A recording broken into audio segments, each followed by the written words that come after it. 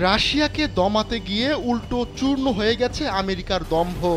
দেশটির অত্যাধুনিক যুদ্ধবিমান রাশিয়ার হামলা ঠেকাতে গিয়ে উল্টো বিধ্বস্ত হয়ে গেছে। যুক্তরাষ্ট্রকে লজ্জায় ফেলে দেওয়া এমন ঘটনায় প্রাণ হারিয়েছেন একজন পাইলটও। নিজেদের অত্যাধুনিক যুদ্ধবিমান F-16 বিধ্বস্ত হওয়ার কথা স্বীকারও করে নিয়েছে যুক্তরাষ্ট্র। তবে যুদ্ধবিমানটি বিধ্বস্ত হওয়ার পর এবার ভিন্ন ব্যাখ্যা দিয়েছে মার্কিন প্রশাসন। সাম্প্রতিক সময়ের মধ্যে সবচেয়ে উত্তেজনাকর অবস্থায় রয়েছে মার্কিন ও রুশ সম্পর্ক। এরই মধ্যে যুক্তরাষ্ট্রের অত্যাধুনিক F-16 যুদ্ধবিমান বিধ্বস্ত হওয়ার ঘটনা ঘটেছে। এবার ব্যাংকও আপনার হাতের মুঠোয়। Balance transfer, mobile recharge, bill pay থেকে শুরু করে যা চান সব হবে এক মুহূর্তে। NRBC planet.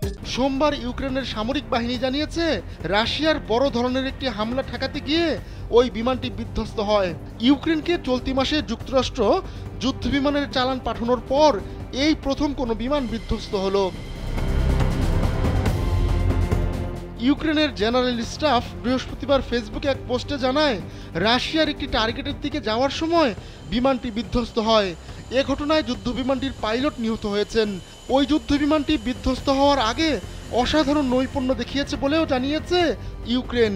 বিধ্বস্ত হওয়ার আগে যুদ্ধবিমানটি 4টি রাশিয়ান ক্রুজ মিসাইল ভূপাতিত করার দাবি করেছে কিয়েভ।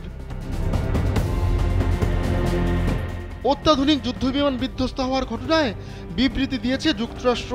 বার্তা সংস্থা রয়টার্সকে একজন মার্কিন প্রতিরক্ষা কর্মকর্তা বলেছেন, সোমবারের ওই বিধ্বস্তের ঘটনার সঙ্গে রাশিয়ার কোনো সম্পৃক্ততা আছে বলে মনে হয় না।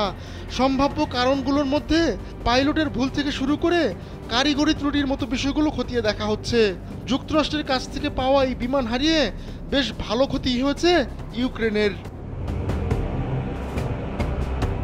যুক্তরাষ্ট্র ইউক্রেনকে ঠিক কতগুলো যুদ্ধবিমান সরবরাহ করেছে তা কোনো পক্ষই খোলাসা করেনি। তবে টাইমস অফ লন্ডন একটি সূত্রের বরাত দিয়ে জানিয়েছে যুক্তরাষ্ট্রের কাছ থেকে 6টি যুদ্ধবিমান পেয়েছে ইউক্রেন। এর আগে গেল 4 আগস্ট ইউক্রেনের প্রেসিডেন্ট ভলোদিমির জেলেনস্কি বলেছিলেন F-16 চালানোর মতো দক্ষ পাইলটের অভাব রয়েছে তাদের, এমনকি তাদের পর্যাপ্ত যুদ্ধবিমানও দেওয়া হয়নি।